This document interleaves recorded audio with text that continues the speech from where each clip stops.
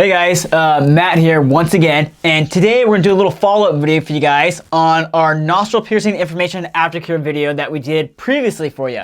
Today we're gonna do a follow-up video where I'm just gonna answer a lot of the questions that I noticed you guys asked in the comment section that you left below the video. There's a lot of really good questions. I think there's something like 600 comments, so obviously I can't answer them all. I just skimmed through really quick and just saw a lot that I thought were kind of important and that a lot of you guys ask the same questions over and over again, and I'm gonna try and answer those the best I can. So hopefully you guys like this video, you get something out of it, and on that note, let's go and get started.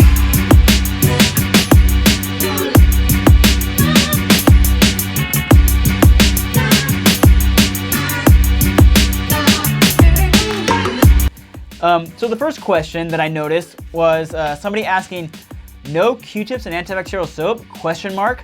I've been using these and so far I haven't had a problem. My piercer even recommended these.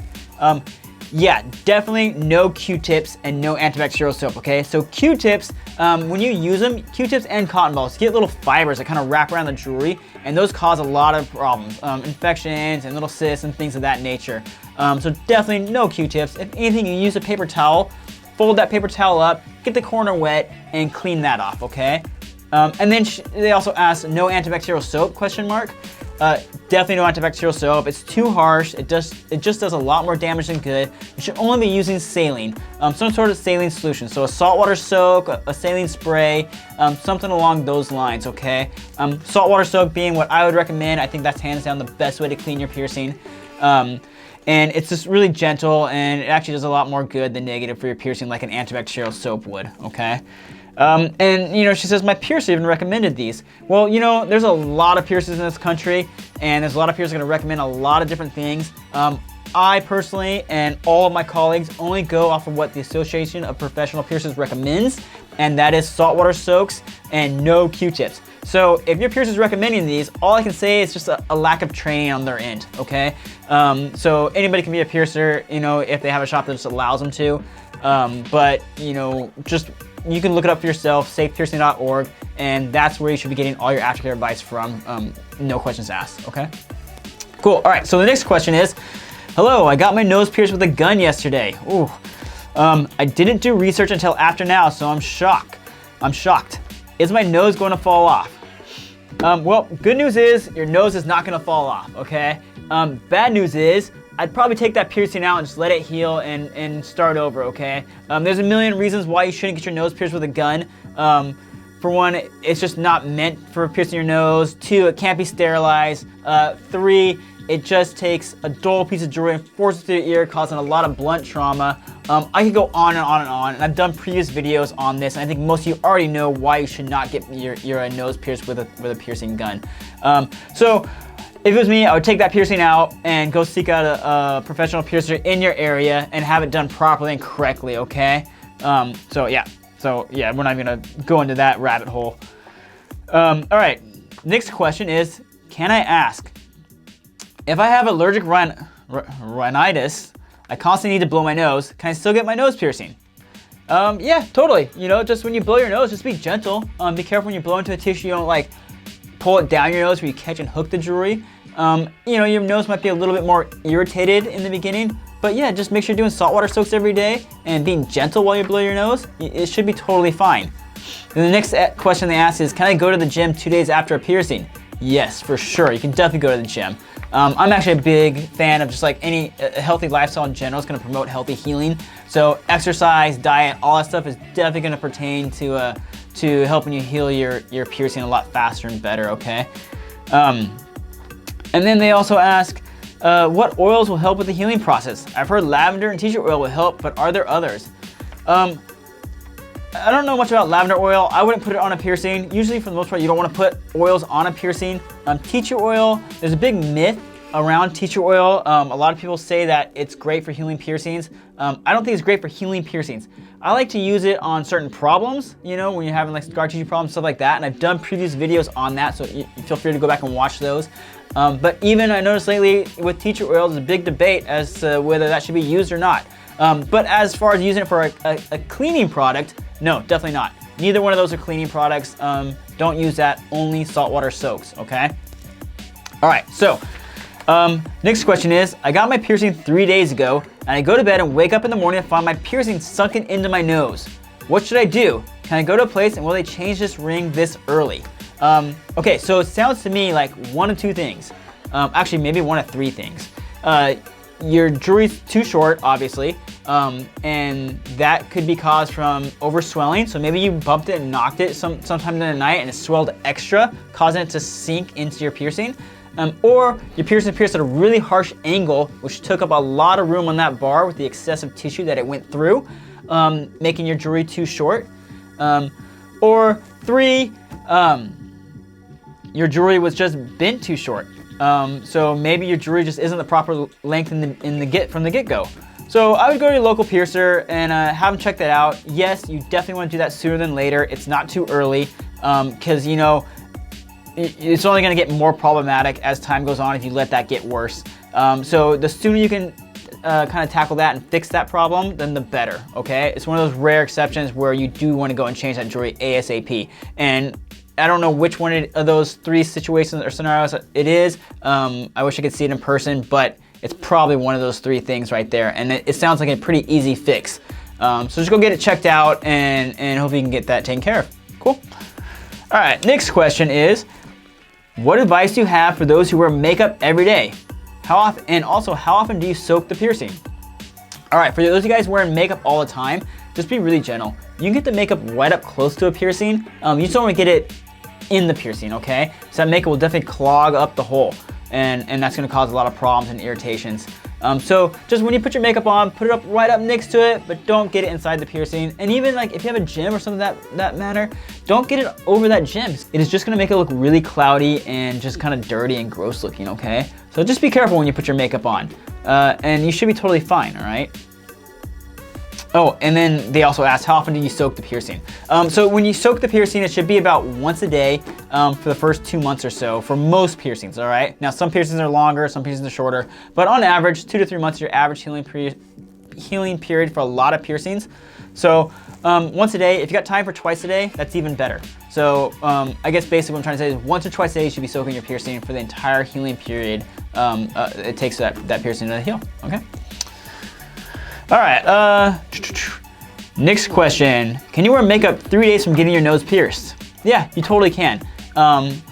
Just when you put that makeup on, like I just answered in a previous question, just get it really close to the piercing, but don't get it inside the piercing or over the piercing, okay? But yeah, you shouldn't have a problem wearing makeup even the next day. It should be totally fine, okay? Okay, the next question is, I've had mine pierced for 9 years. Yes, 9.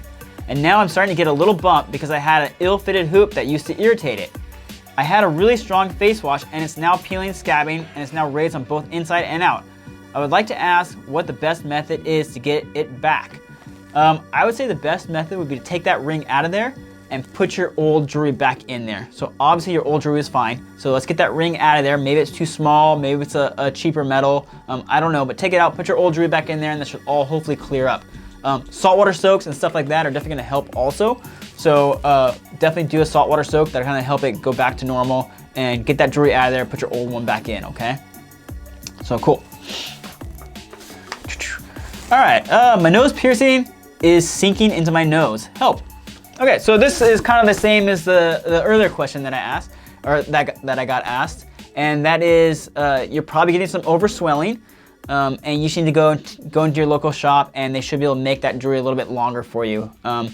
Or if you just got it pierced and it was a really bad angle, then taking up an excessive amount of tissue, you might have to take the piercing out and let it close up and redo it again. Or if you have really cheap jewelry in there, you might need to upgrade your jewelry to a better quality piece, okay? Usually it's a pretty simple fix. It's just a matter of taking the jewelry out and making it longer and putting it right back in, which any competent piercer should be able to do that for you, okay? So yeah, so go get that checked out, okay? All right, now we got, is a nose bone okay as a starter? No, I don't recommend nose bone piercings or nose bone jewelry at all, okay? The reason for that is that little nub of a ball on the inside, your tissue's gonna grow over that. I couldn't tell you how many times I've seen people come in to get new jewelry for their nose. I take the nose bone out of their nose and the inside of their nose is completely closed up because that nose bone never cleared the exit of the nostril. That's for a healed piercing. or a healed piercing, okay?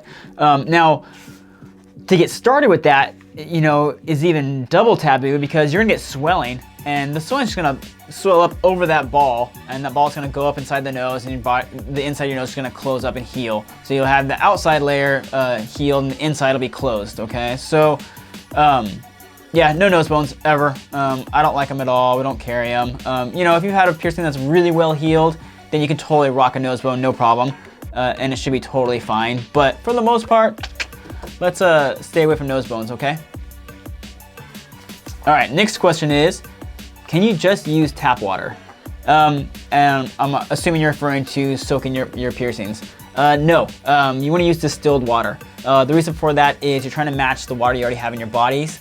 And we are filled with distilled water, basically, not tap water, okay? So distilled water only, it's super cheap. Just get it for like $1 at the grocery store in the drinking water section. Any grocery store has it, so distilled water only, okay guys? Okay, next question is, I started with a ring, not a screw. Is that okay? Yeah, it could be okay. You know, it just depends. You just don't want to start with a really small ring because that's not going to give you enough room for swelling. And you want to be really, really careful that, you know, if your ring is the proper size, you're not bumping it and knocking it a lot during the healing process, okay? So I usually recommend starting with a stud for the nose because most girls want that really small fitted ring, but you can't start with a small fitted ring. So you can start with a looser ring, and if you do go that route, just make sure you don't bump it or knock it during the healing process and really leave it alone, okay, and let it be, okay? Someone left a comment saying, I should wait till the end of summer, exclamation mark. Beach weather, can't stop, won't stop, LOL. Yeah, I agree. Wait till in the summer if you're trying to get a nose piercing. You know, if you do get a nose piercing before summer, maybe just keep your head above the water, you know, while you're swimming and stuff like that. So, you know, you don't have to, but if you're an avid swimmer, it's not a bad idea to wait till summer's over, okay? All right, another question. My piercer told me to only use saline to clean my nostril piercing. Should I be doing this instead? Saline is salt water, okay? So hopefully if they're telling you only use saline, they're referring to the saltwater soaks or saltwater spray, okay? So I'm a huge fan of the saltwater soaks, so I'd recommend doing a saltwater soak or a saline soak, same exact thing, okay? Just make sure you get your ratios right and the saline solutions mixed correctly, and you should be good. That mixture is usually 4 teaspoons of a non-iodized sea salt into a gallon of distilled water, and do your soaks from there, okay? And if you choose to go with like a saline spray, there's a couple companies out there that make a really good saline spray. We just spray it on there a few times a day. I don't think it's nearly as good as actually soaking it, but it is a good product, okay? Okay, cool.